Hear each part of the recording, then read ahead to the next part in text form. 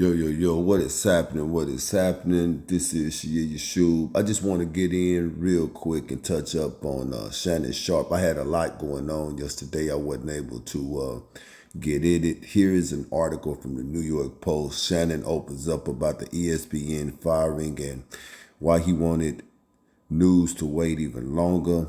In the article, it's reading that Shannon Sharpe is speaking out after his reported firing by ESPN on Wednesday, saying he's at peace with the axing. After the Athletics' Andrew Marchant broke the news, early in the day, the Pro Football Hall of Famer addressed the news on his Nightcap podcast. Sharpe said he had known that he was officially done with ESPN for a little bit, but he was hoping the news wouldn't be made public until his brother, Sterling Sharpe, was officially inducted into the Pro Hall of Fame this weekend. This is the thing, you know, right now, Shannon Sharpe is being publicly humiliated on the internet by everybody, and I'm not going to say that it's not well deserving. My mother has always told me that when you play with fire, you're going to get burnt. And this is what happened to Shannon. He has played with fire and he got burnt. I'm sure he had some warnings before this final destruction, but the problem with warnings is that people don't always take heed to them. There are people in the world who feel like, that they can get away with the things that they do in the dark, not realizing that it's a law, that what you do in the dark is going to come to the light.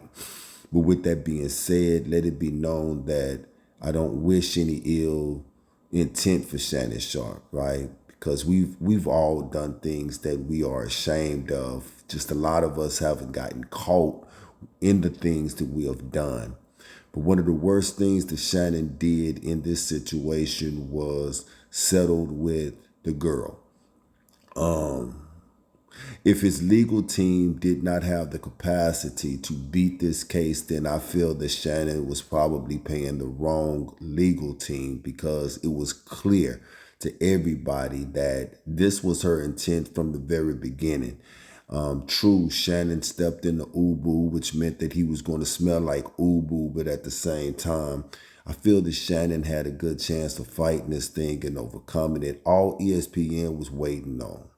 They was just waiting on all of this legal procedures to be over with before they pulled the trigger. And this is why Shannon knew this, and this is why he said he knew that his time at ESPN was done.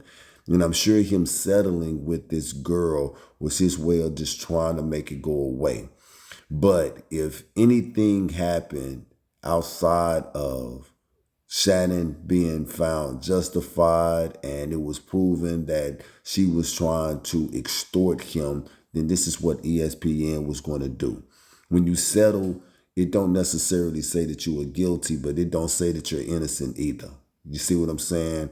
And so for ESPN, they just decided, we're going to move in a different direction. See, people that look like us, we don't get those second and third chances like the other people do. If this had been somebody else, they would have made Shannon disappear for about 6 to 8 months or maybe even a year. Then they would have started bringing him back in slowly and making himself visible. But this is the thing.